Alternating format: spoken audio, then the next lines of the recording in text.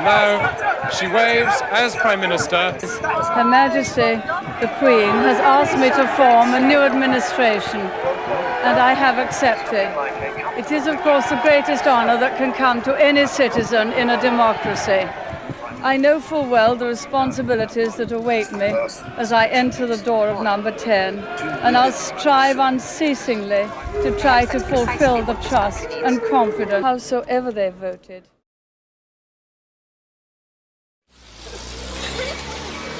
Is there any possibility of any announcement of your marriage in the near future? Can you tell me?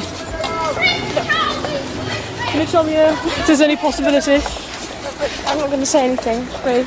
Right, but Prince Charles did give us a hint himself. He said we wouldn't have to wait too long. Careful. He said we wouldn't have to wait too long. Was he completely off beam? Was he? Sorry. Was he completely off beam when he said we wouldn't have to wait too long? No.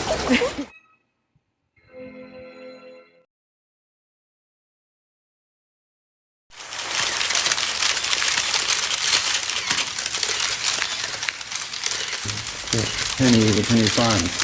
I said, can I speak? And I said, no, we're not taking any calls. So I said, well, speaking. Take us back to when you first met. I wonder if you both remember when you first met. If you can remember. Can you remember when you first met? Yes, I certainly can. It was 1977. Charles came to stay as a friend of my sister Sarah. Quite young then. And what did you think then? What was your instant impression, both of you?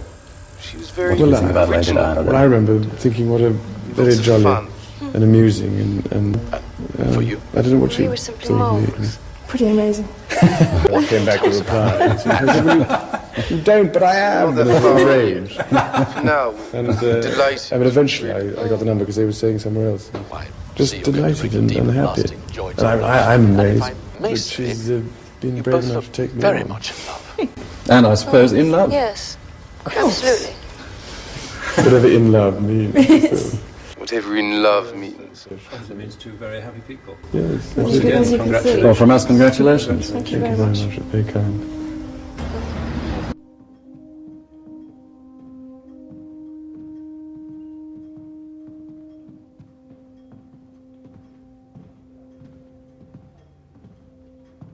Where are you going? Hi, Greg. Just the right person for him. It's great, isn't it? Cheers everybody up, to something like this. Are you calling from inside the palace? I am. What's it like?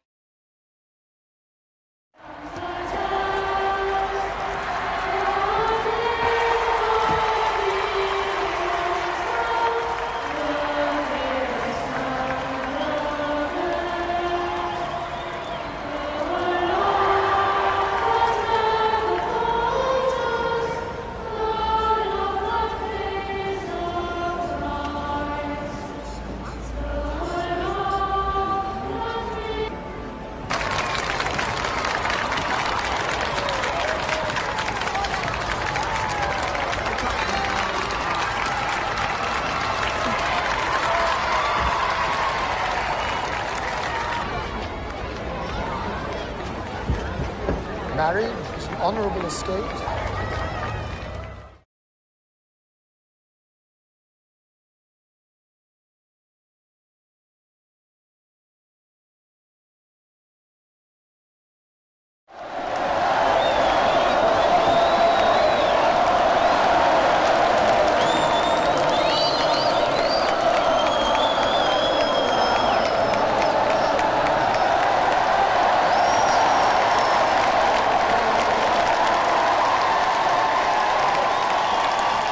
Who can doubt the love and happiness that this couple so obviously feel and share?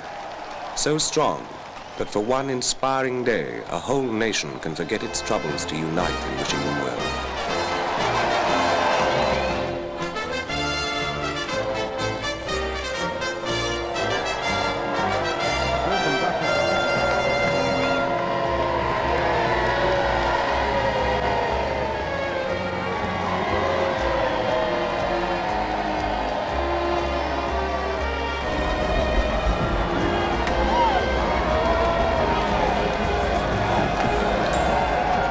And this is what they're waiting for.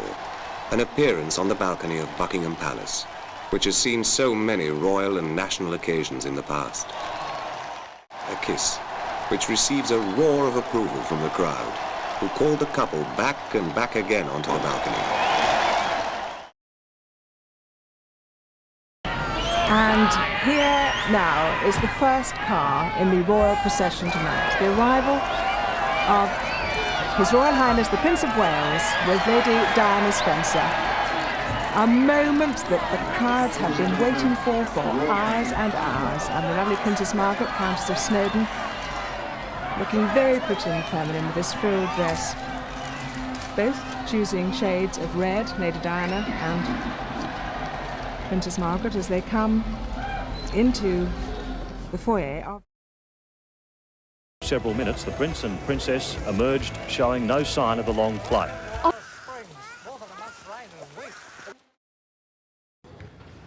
The last time I was here was 2 years ago, 1981, shortly before we were married.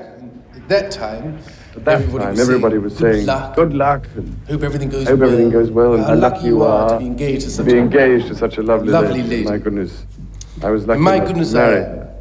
And we had many to be married. Many messages.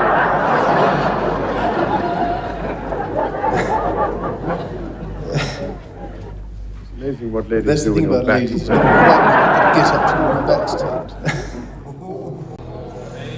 It's the final straw. 10 children spread out across 650,000 miles of outback. The question there was, has Prince William a little bike yet? I don't think of myself as royalty. First and foremost, I'm a wife. Stephen, he hasn't got one yet. We think it's a bit small. But perhaps when he's your age and size, we might get him one. Does Prince William have a favourite toy? He loves his koala bear he's got. But he hasn't got anything particular. He just likes something with a bit of noise. Since coming here, it's been firm and supported. We've got a plastic whale that throws things out the top, little balls.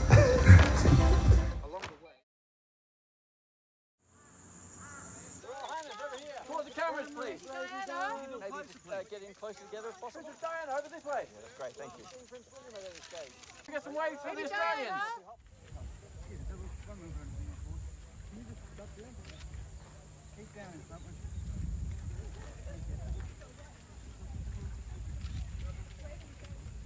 Charles. Charles. I can't. The heat. I feel dizzy. I think I need to go and sit down. Can't you pull yourself together?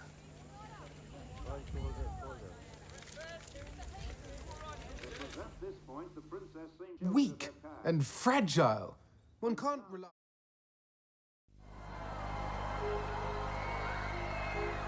The first leg of the Royal Tour has come to an end.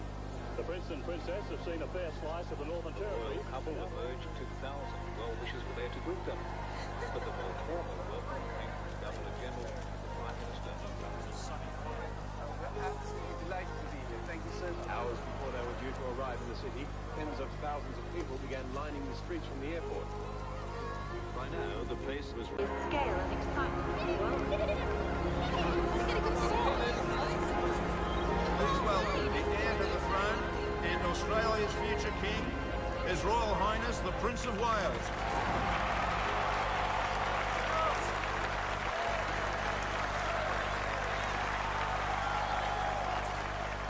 Thank you, Sir Jim.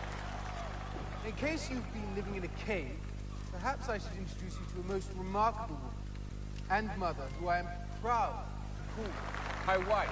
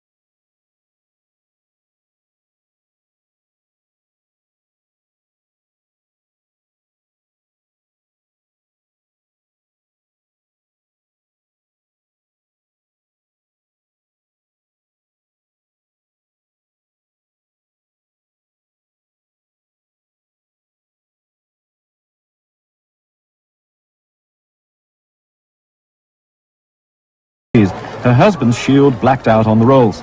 The destination was Fremantle, where the hospital has a wing named after her. The princess appeared to be sitting on the wrong side of the car, but she didn't make any other mistakes, though here they still cheer her as Lady Diana. 3 cheers for Lady Di! Hip hip! Hooray! Hip hip! Hooray! Hip hip! Hooray!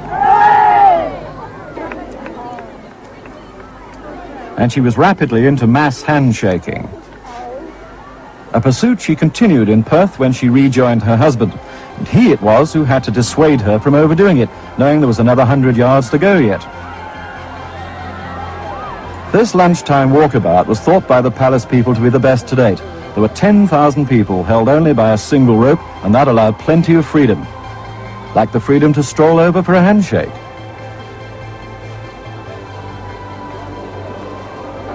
Eventually the princess was a dot of purple in the vast throng, and the policewomen carried away the spoils.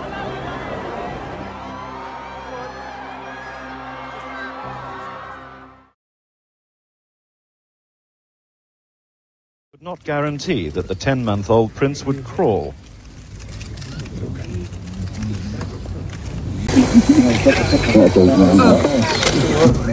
Then son was transferred to father.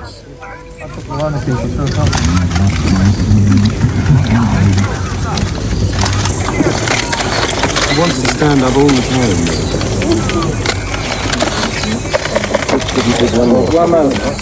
time. Wills attempted a wave to the photographers. Nice to be unawares. The prince and princess knew they were Brooklyn either, where last night, by contrast, she'd been the princess of the opera in a stunning silver gown on a warm winter evening. The event, the premiere of the Welsh National Opera's production of Falstaff. Despite a small IRA demonstration across the street, the official welcome from Mayor Ed Koch couldn't have been warmer. But those anthems threatened to last forever. Then the American Star-Spangled Banner, and just as the audience was about to sit down, the orchestra broke into the lilting melody of the Welsh national anthem. The princess is no opera lover, but Falstaff was lively enough.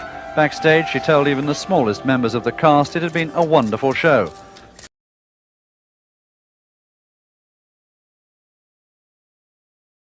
Accommodation. And so the princess came to Henry Street, calling first at a children's day. Surrounded by hundreds of high-rise flats, the police had been increasingly concerned. At last I hoped it was nearly all over. But Liberty 9 ignored the open car door in favour of the crowd.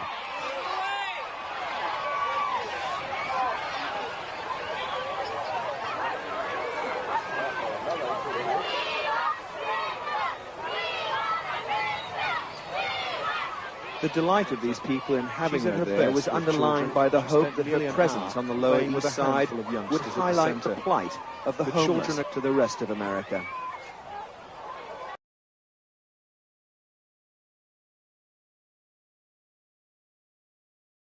Harlem Hospital stands in the middle of one of the most dangerous areas of New York, plagued by violence, drugs and poverty. No president, few leading political figures come here, so the personal decision by the princess to visit a children's AIDS ward was warmly welcomed. Dr. Margaret Haggerty, who heads the unit, briefed the princess, who wanted to know about children whose AIDS is complicated by their mother's cocaine abuse. When you have the problem with the drugs, how on earth are you going to cope with AIDS as well? TV cameras were not allowed on the AIDS ward as the princess talked privately with the staff, comforted mothers and held the hands of many of the dying babies. She spontaneously and unrehearsed, of her own volition, I think out of her genuine concern for children, she picked up a little boy who has AIDS and hugged him. This community and this hospital has been delighted with this charming young woman who showed with great sensitivity and compassion and interest and concern for poor children. And in a district where people often feel overlooked, the visit had clearly left a deep impression.